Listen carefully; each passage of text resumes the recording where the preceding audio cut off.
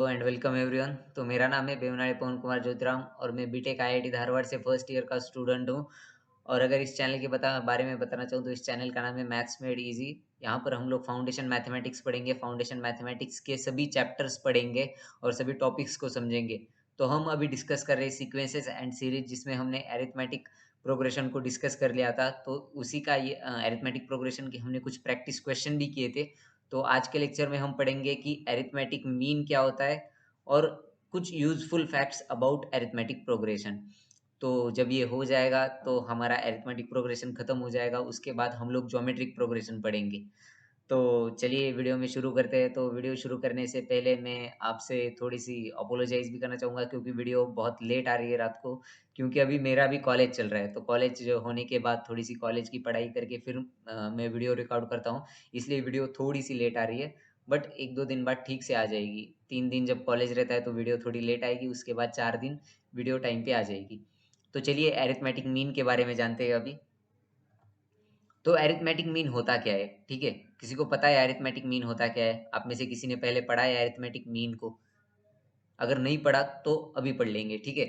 तो arithmetic mean between two numbers is the number which when placed between them forms an arithmetic progression with them. ठीक है? तो arithmetic mean दो numbers के बीच में क्या होता है? अगर हमारे पास कोई दो नंबर्स दिए हैं, जैसे कि एग्जाम्पल नहीं, ऐसे ही समझो पहले। एरिथमेटिक मीन दो नंबर्स के बीच में ऐसा नंबर होगा कि जिसको अगर हम उन दो नंबर्स के बीच में अगर डालें तो वो तीन नंबर एक एरिथमेटिक प्रोग्रेशन फॉर्म करे। जैसे कि एग्जाम्पल है हमारे पास।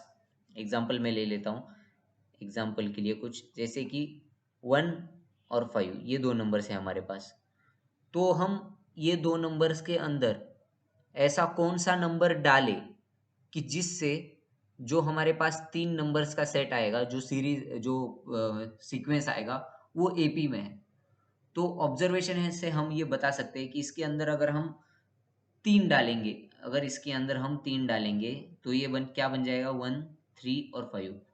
और 1, 3 और 5 क्या है? एपी में है, एरिथमेटिक प्रोग्रेशन में है। तो 3 क्या हो जाएगा? 3 को हम बोलेंगे एरिथमेटिक मीन।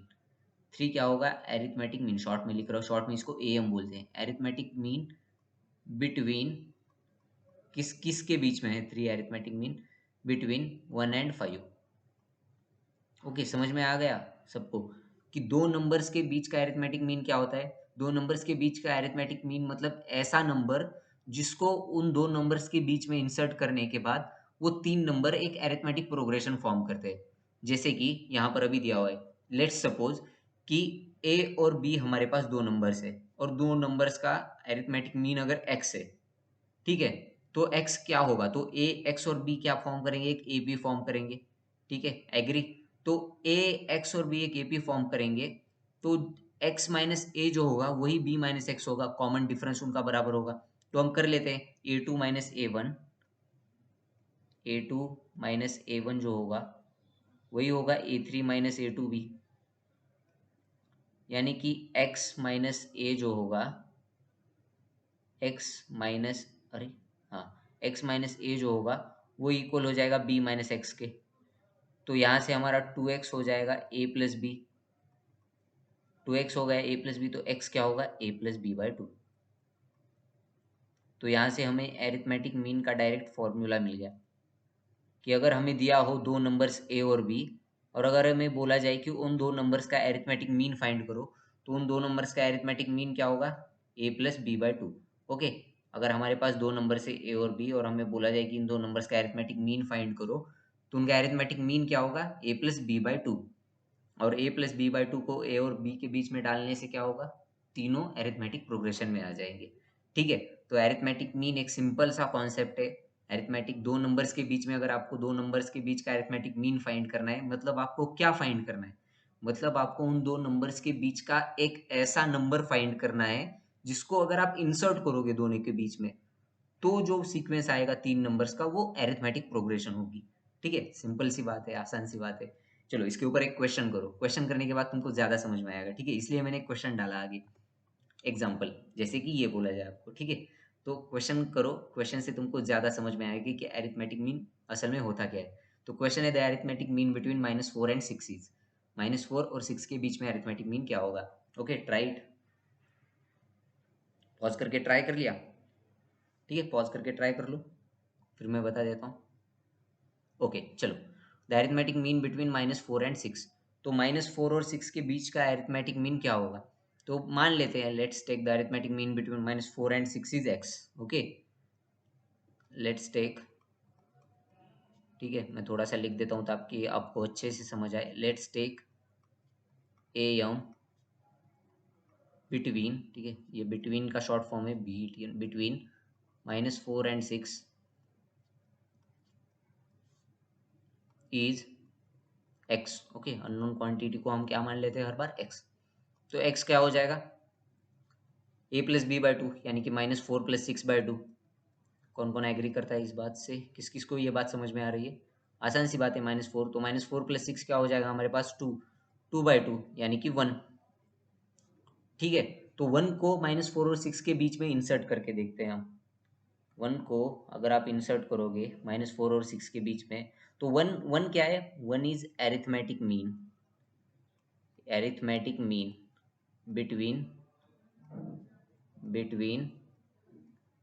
-4 एंड 6। तो इसका मतलब क्या है कि वन एरिथमेटिक मीन है -4 और 6 के बीच में। इस लाइन का मतलब क्या है, इस लाइन का मतलब ये है कि -4 और 6 के बीच में अगर आप 1 को इंसर्ट करोगे तो ये जो सीक्वेंस आ रहा है ये क्या होगा, एरिथमेटिक प्रोग्रेशन होगी एक। सेम ऐसा ही मतलब इसका ज्योमेट्रिक मीन का भी निकलता है कि दो नंबर्स के बीच का ज्योमेट्रिक मीन क्या होता है, मतलब ऐसा नंबर जिसको इंसर्ट करने के बाद वो 3 नंबर एक ज्योमेट्रिक प्रोग्रेशन फॉर्म करे। सेम एचपी के साथ भी होता है, हार्मोनिक प्रोग्रेशन के साथ। हार्मोनिक मीन मतलब क्या, यानी कि ऐसा नंबर जिसको अगर उन दो नंबर्स के बीच में इंसर्ट किया जाए तो 3 नंबर हार्मोनिक प्रोग्रेशन बनाएंगे। ठीक है, तो सेम मतलब है, आसान सा मतलब है इसका। समझ में आ गया सबको कि 1 इसका अरिथमेटिक मीन है, मतलब क्या, 1 को इंसर्ट करने के बाद ये 3 नंबर क्या बनाते, अरिथमेटिक प्रोग्रेशन बनाते। इसलिए 1 को क्या बोलता है, 1 को क्या बोलते हैं हम लोग, अरिथमेटिक मीन। ठीक है, तो अगले क्वेश्चन की ओर चलते हैं। तो ये एक कॉन्सेप्ट है यहाँ पर कि n अरिथमेटिक मीन क्या होते हैं दो नंबर्स के बीच में। पिछली वाली स्लाइड में मैंने आपको बताया कि दो नंबर्स के बीच में अगर आपको एक अरिथमेटिक मीन फाइंड करना है तो आप कैसे कर सकते हो। लेट्स सपोज कि आपको बोला जाए कि दो नंबर्स के बीच में n अरिथमेटिक मीन फाइंड करो। तो सर इसका क्या मतलब है, पहले तो मतलब समझो इस बात का। ठीक है, कि सर दो नंबर्स के बीच में n अरिथमेटिक मीन का क्या मतलब है। सर मुझको समझ में आ गया कि आपने बोला कि दो नंबर्स के बीच का अरिथमेटिक मीन का मतलब क्या होता है, यानी कि ऐसा नंबर जिसको इंसर्ट करने के बाद वो एपी फॉर्म करे। अब n अरिथमेटिक मीन का क्या मतलब है सर, तो n arithmetic mean between two numbers का मतलब है कि दो नंबर्स के बीच में अब हम n नंबर इंसर्ट करेंगे, n नंबर्स इंसर्ट करेंगे और वो सभी एक अरिथमेटिक प्रोग्रेशन फॉर्म करेंगे।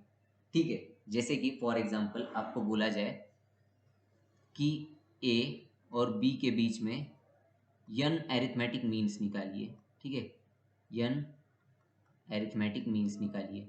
आपको बोला जाए कि a और b के बीच में n अरिथमेटिक मीन्स निकालिए। तो हम मान लेते हैं हमारे पास n अरिथमेटिक मीन कौन कौन से है। हम मान लेते हैं a1 a2 dot dot dot dot an, और ये सभी नंबर्स a और b के बीच में ही लाई करेंगे। ठीक है, a और b के बीच में ही लाई करेंगे ये सभी नंबर्स। नंबर लाइन पे अगर आप मार्क करोगे, लेट्स सपोज a यहाँ पर है, b यहाँ पर है, तो नंबर लाइन पे अगर आपने ए और बी को मार्क कर दिया तो ये जो नंबर है A1 A2 A3 ये सभी ए और बी के बीच में आएंगे।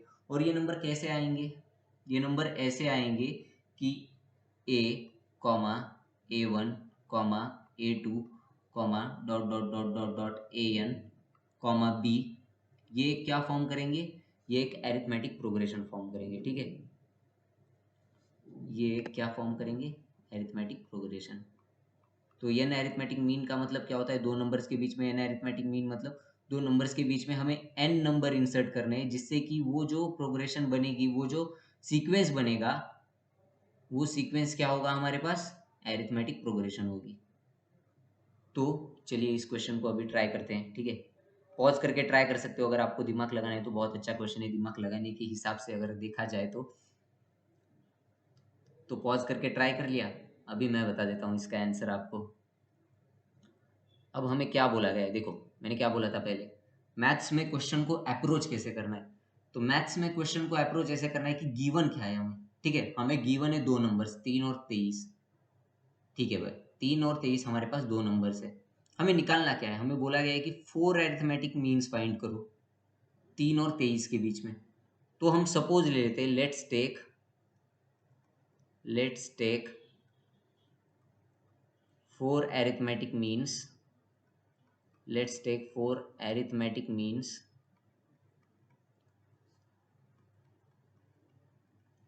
to be, क्या मान लेंगे हम इसको, 4 arithmetic means को A1 A2 A3 A4। Okay, 4 arithmetic means को हमने मान लिया A1 A2 A3 A4। तो अगर A1 A2 A3 और A4 चार arithmetic means है, तो ये जो हमारा सीक्वेंस है 3, A1, A2, A3, A4, 23, ये क्या होगा, हमारे पास एक एरिथमेटिक प्रोग्रेशन होगी। एग्री, कौन कौन इस बात से एग्री करता है? आप में से कौन कौन इस बात से एग्री करता है? ठीक है, एरिथमेटिक मीन का यही मतलब होता है कि उसको अगर हम इंसर्ट करेंगे उन दो नंबर्स के बीच में, तो वो एक एरिथमेटिक प्रोग्रेशन फॉर्म करेंगे। तो सर अब हम कैसे निकालेंगे A1 A2, A1 निकालना है हमें, A2 निकालना है, A3 A4 कैसे निकालेंगे हम? तो देखो, हमें इस सीक्वेंस में क्या पता है, हमें इस सीक्वेंस में फर्स्ट टर्म पता है। ठीक है, फर्स्ट टर्म पता है हमें। फर्स्ट टर्म क्या है हमारे पास, 3 है। ओके, देख लो तुम्हें क्या क्या पता है, उससे तुम क्या क्या निकाल सकते हो। ठीक है, और हमें पता है 23। तो 23 इस सीक्वेंस के अंदर कौन सी टर्म है? ये फर्स्ट हो गई, ये देखो, ये फर्स्ट है, ये सेकंड है, ये थर्ड है, ये फोर्थ है, ये फिफ्थ है और सिक्स्थ है। इसका मतलब हमें सिक्स्थ टर्म पता है, सिक्स्थ टर्म। ठीक है, हमें सिक्स्थ टर्म पता है, यानी कि T6 पता है हमें। तो T6 क्या आ जाएगा हमारे पास, 23। और ये A क्या है हमारे पास, 3 है, और T6 पता है। तो क्या कुछ याद आ रहा है तुम्हें? सर हमें 6 पता है, यानी कि n पता है, nth नंबर की टर्म भी पता है सर हमें। तो सर क्या हम ये वाला फॉर्मूला लगा सकते हैं, nth term of an AP equals to A plus n minus 1 into D? सोचो सोचो सोचो, जरा सोचो, ये क्या हुआ है? ठीक है, कैसी बेकरार। तो हमें ये पता है टी एन है हमारे पास 23, हमें फर्स्ट टर्म पता है ए, और हमें एन भी पता है सर। तो क्या हम डी निकाल सकते हैं? बिल्कुल डी निकाल सकते हैं, और वही हम करेंगे अगली स्लाइड में। ठीक है, तो टी एन है हमारे पास 23, यानी कि हम लिख लेता हूँ चलो तुम्हारे लिए, T6 इक्वल्स टू, हमें पता है A plus 6 minus 1 into D होगा T6। ओके, तो देखो यहाँ पर T6 क्या है हमारे पास, सिक्स टर्म है 23, लिख लो 23 यहाँ पर। क्या तुम्हें ए पता है? क्या तुम्हें फर्स्ट टर्म पता है? बिल्कुल सर, बिल्कुल हमें फर्स्ट टर्म पता है, हमारे पास फर्स्ट टर्म है 3, तो लिख लो 3। और ये हो जाएगा 6 माइनस 1 5D। सॉल्व करो इसको, क्या होगा, तो 5D इक्वल्स टू, ये 3 अगर इधर चला जाएगा तो ये हो जाएगा 23 माइनस 3 यानी कि 20। तो सर डी आ जाएगा हमारे पास 4। ओके सर, अब हम बता सकते हैं सब कुछ, क्योंकि सर हमें फर्स्ट टर्म पता है, हमें पता है कि कॉमन डिफरेंस क्या है। तो क्यों नहीं बता सकते हम? हमने माना था कि वो होगा 2, A1, A2, A3, A4, 23। तो सर अगर कॉमन डिफरेंस 4 है, तो अगली वाली टर्म हमारे पास होगी 2 प्लस 4 यानी कि 6, और इसके अगली वाली होगी 6 प्लस 4 यानी कि सर 10। इसके अगली वाली, एक मिनट, 23 माइनस 4, ओके। इसकी अगली वाली होगी सर 10 प्लस 4 यानी कि 14, और इसकी अगली वाली होगी सर 18। कहीं पर गलती कर दी क्या कुछ हमने?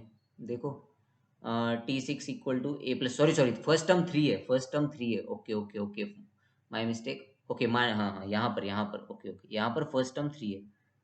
यहाँ पर वही मैं सोचूं कि 2 के बाद, देखो मैं ये सोच रहा था कि 2 के बाद 6 आया, ओके 4 का डिफरेंस आया, 6 के बाद 10 आया, 4 का डिफरेंस आया, 10 के बाद 14 आया, 4 का डिफरेंस आया, यहाँ पर भी 4 का डिफरेंस आया।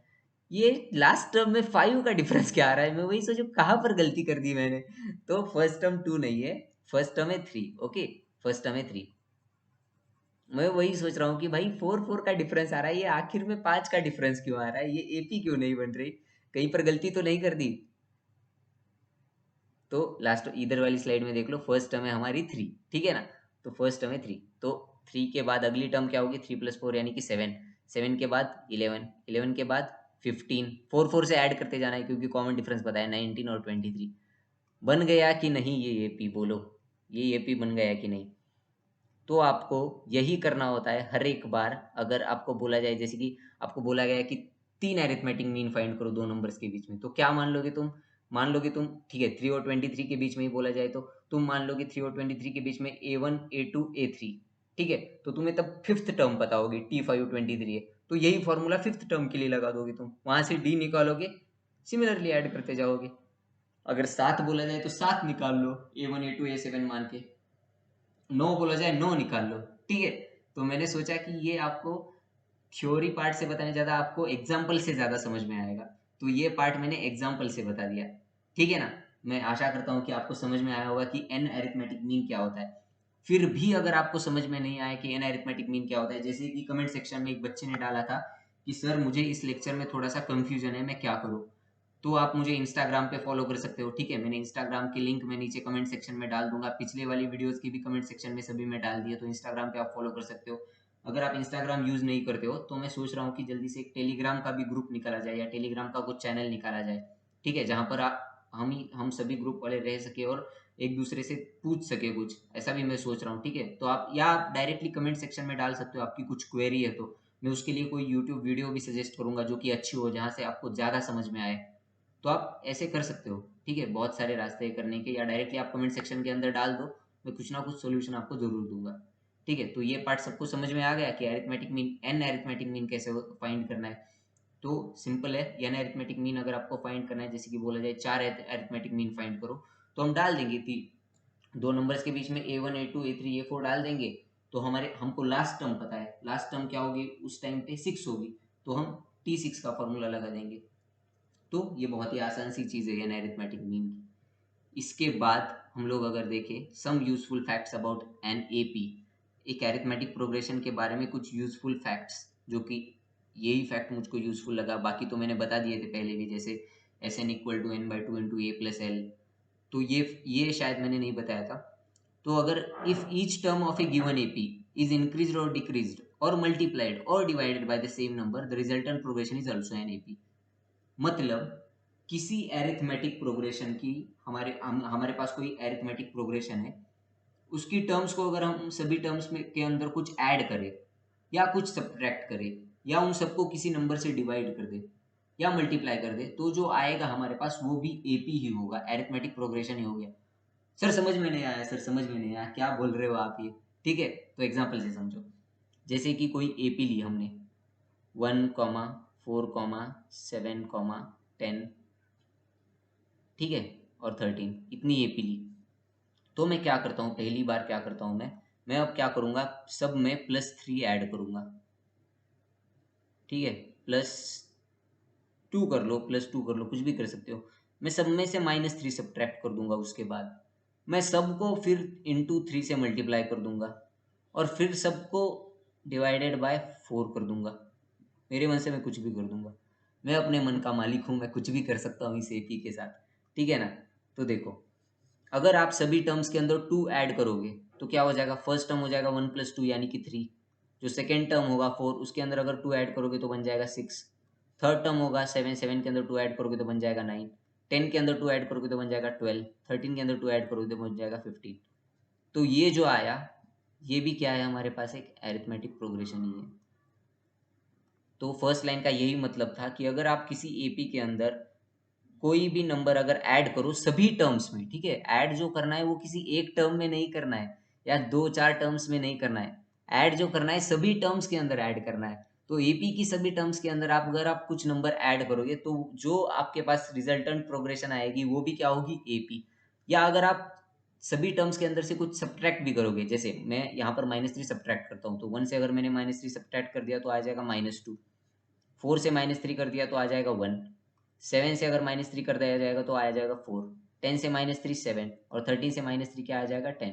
तो ये भी क्या है, एक एपी है, अरिथमेटिक प्रोग्रेशन ही है। मैंने सब में से अगर कुछ माइनस कर दिया तो भी एपी ही आ रहा है, अगर मैंने किसी एपी में से सभी टर्म्स में से कुछ माइनस कर दिया तो भी एपी आ रहा है। मैं मल्टीप्लाई करके देखता हूँ फिर, ठीक है, मैं इस अरिथमेटिक प्रोग्रेशन की सभी टर्म्स को 3 से मल्टीप्लाई कर दूंगा, तो क्या आ जाएगा, 1 × 3 3, 4 × 3 12, 7 इंटू 3 21, 10 इंटू 3 30, और यहाँ पर 13 इंटू 3 39। ये भी एक एपी है।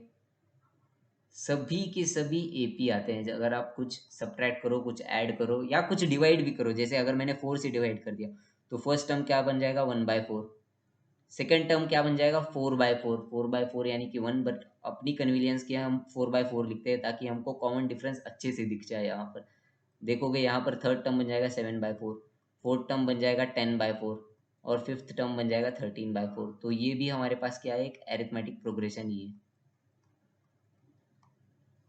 ठीक है, तो सर इसके अंदर कॉमन डिफरेंस क्या है सबके अंदर? अगर किसी को कॉमन डिफरेंस दिख रहा है तो देखो, यहाँ पर देखो, इस एपी के अंदर 3 का कॉमन डिफरेंस था, तो इस एपी के अंदर कॉमन डिफरेंस क्या है? इस एपी के अंदर भी 3 का ही कॉमन डिफरेंस है।